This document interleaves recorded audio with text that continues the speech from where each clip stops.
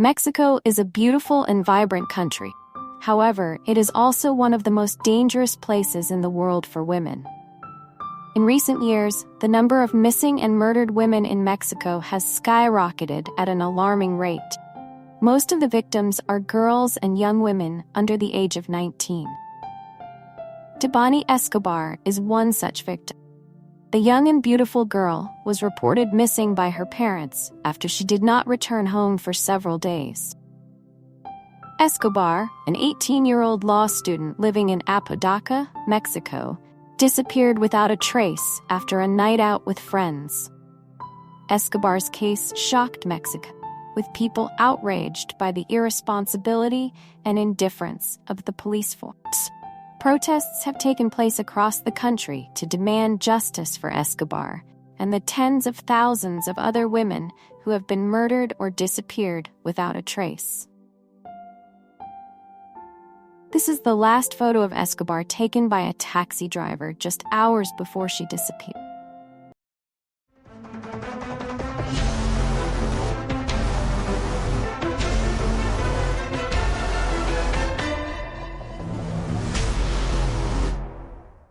Escobar was born on September 4, 2003, in Mexico.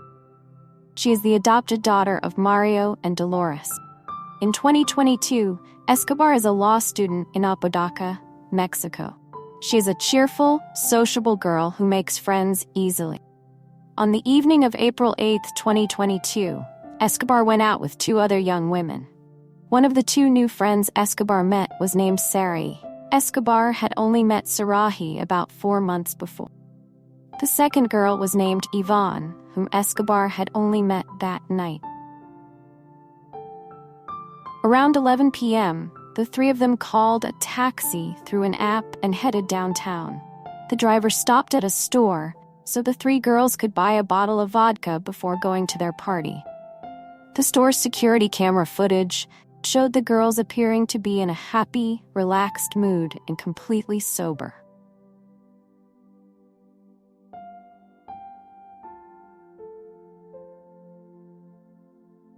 The three girls then hailed another taxi.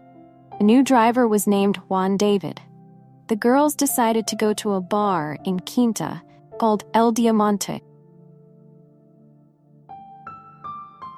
The taxi driver dropped them off at 1:20 a.m. Yvonne asked for Juan's phone number so he could pick them up after the party. Since it was difficult to get a taxi on an app in the early hours of the morning, Yvonne quickly asked for Juan's phone number so she could contact him directly. The girls met another group of young men and they entered the bar, ready for a fun night out.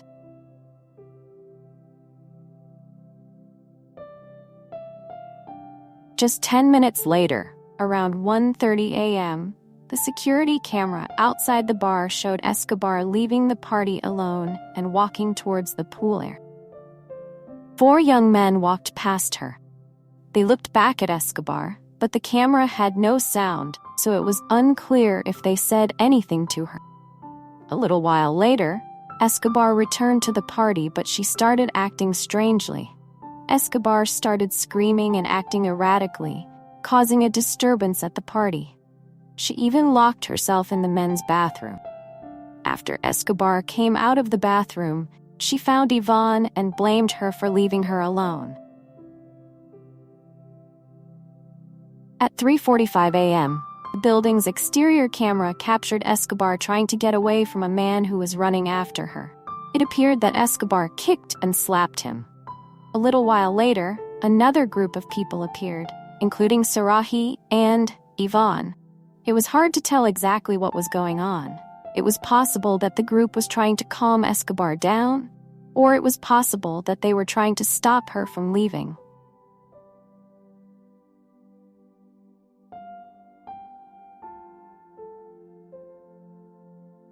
Witnesses at the party said that Escobar continued to cause trouble, so Yvonne texted Juan, the taxi driver, to pick Escobar up and take her home. At 3:54 a.m., Juan pulled up in front of the bar in a white taxi. Escobar got into the cab while Yvonne and a man spoke to the driver. Juan and Escobar left the bar and drove east out of town. At 4:17 a.m., a security camera captured Juan pulling over on the side of the road. He and Escobar appeared to be arguing or having some kind of heated argument.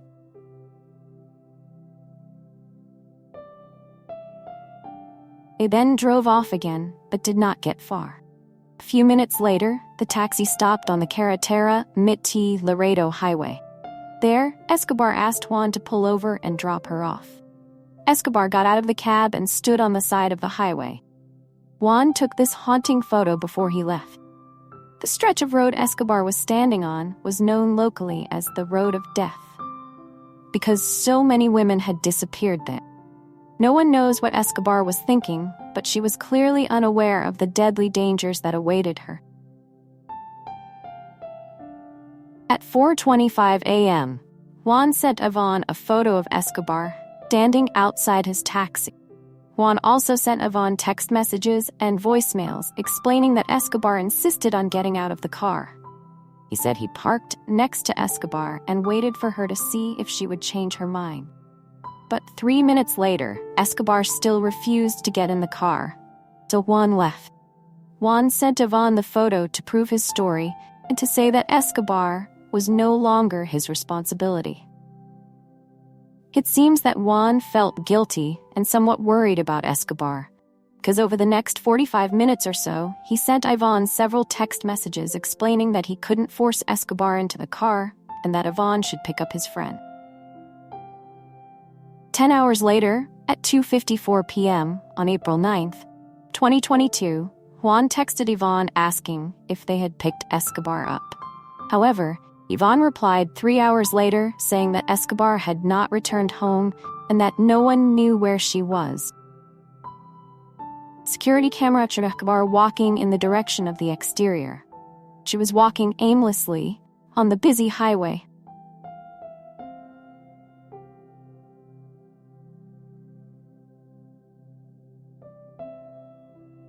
Escobar then passed a transportation company called Alcosa. A short while later, she ran frantically into a nearby motel.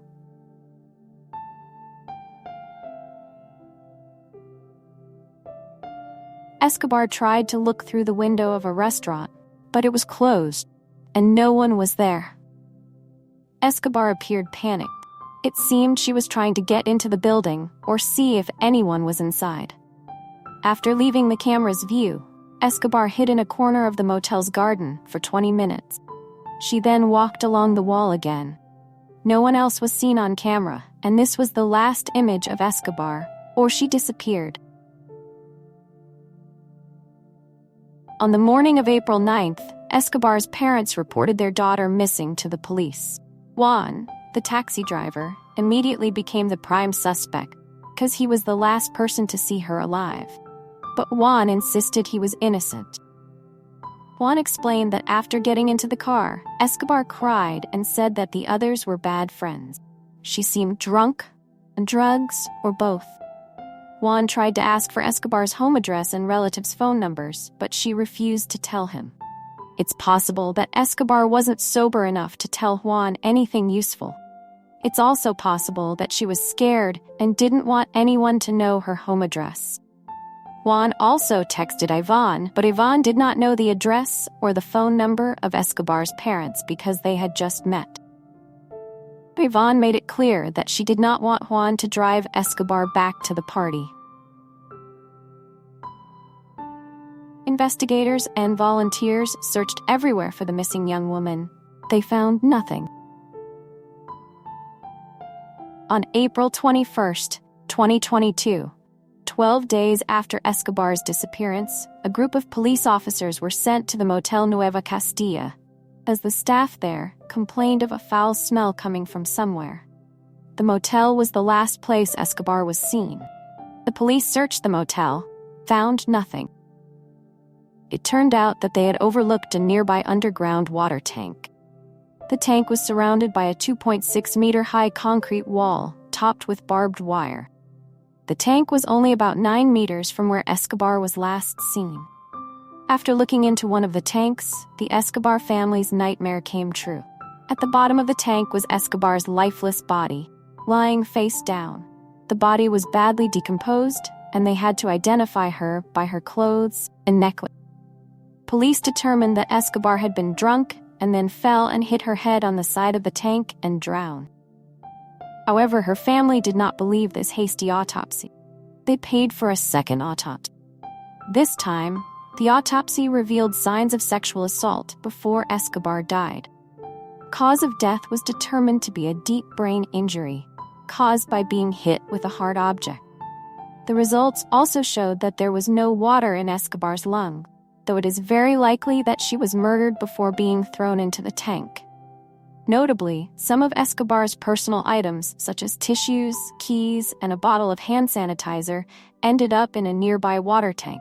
It is unclear whether Escobar threw them in before he slipped and fell, or whether someone tried to destroy the evidence after killing her. Police also found several other personal items at the junction of the two water tanks, including a soiled white bra, black purse, and 2 pieces of brown cloth. Mexican police have been widely criticized for their sloppy, irresponsible, and unprofessional approach. Many have argued that police often blame the victim in such cases, and therefore do not make an effort to find the perpetrator.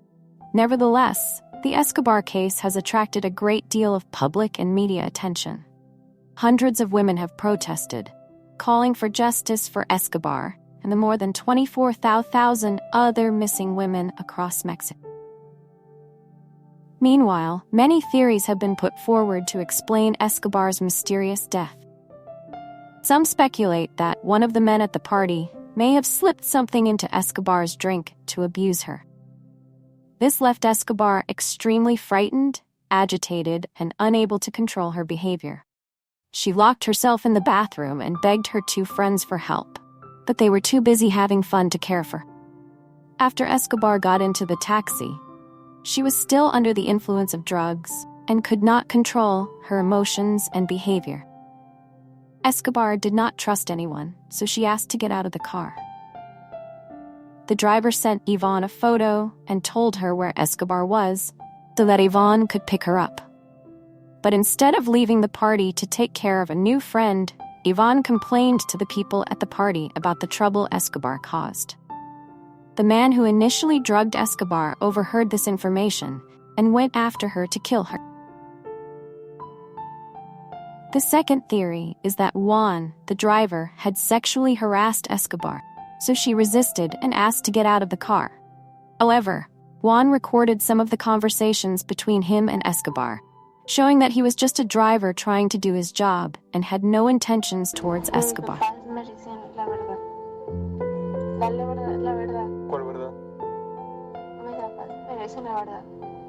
Furthermore, many believe that if Juan wanted to harm Escobar, he could have easily waited for her to reach a deserted place instead of agreeing to drop her off in the middle of a busy highway.